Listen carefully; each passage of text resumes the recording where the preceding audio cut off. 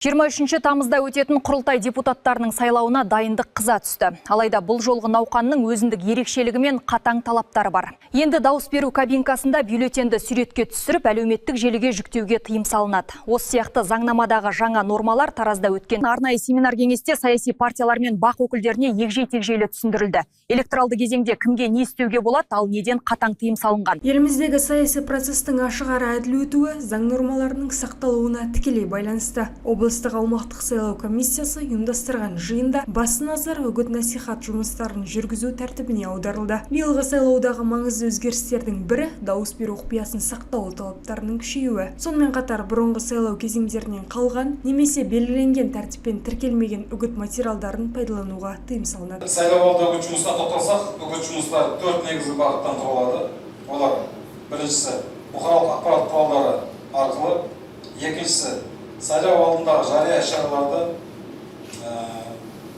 сайлау алдындағы жиналыстарды және сайлаушылармен кездесулерді, сайлау алдындағы жария пікір-таластар, пікір алысулар, митингілер, шерулер, демонстрациялар және заңнамада белгіленген тәртіппен осы заңда тыйым салынбаған өлкеде сайлау алдындағы іс-шаралар дейміз.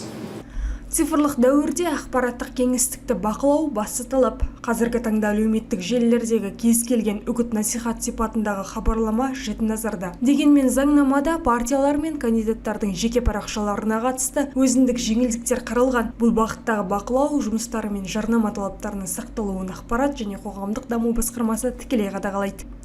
Мониторинг барысында басқарма онлайн платформада пайдаланушы өздерінің жеке парақшалары арқылы орналастырылған материалдарды анықтап, оларды заңнама талаптарына сәйкестігін қарастырады. Бұл ретте аталған талаптар саяси партияның онлайн платформасына ресми аккаунттарында жариялайтын өздерін үгіт материалдарын қолданылмайтын ерекше атап өткім келеді. Саяси науқанның негізгі көрсеткіштері де белгілі болды. Жамбыл облыстық аумақтық сайлау комиссиясының төрағасы Серғали Айтапкеловтың мәліметінше, құрылтайдағы 145 мандат үшін 8 саяси партиядан 545 кандидат бақ сынайды. Үміткерлердің орташа жасы 45 жас. Заң талаптарына сәйкес партиялық тізімдерде әйелдер, жастар және мүмкіндігі шектеулі азаматтарға арналған 30% квота толық сақталған. Олардың жалпы үлесі 43,9%. Қоса кету керек, орталық сайлау комиссиясында өткен жеребе нәтижесінде бюллетендегі партиялардың орналасу реті анықталды. Семинар соңында жауапты мамандар сайлау науқанының заң аясында ашық әрі әділ өткізу қажеттігін атап өтті. Мөлдір Аманбай, Аңсар Тілепберген, Айдос Қыстаубек, Қордай 24 Ньюс.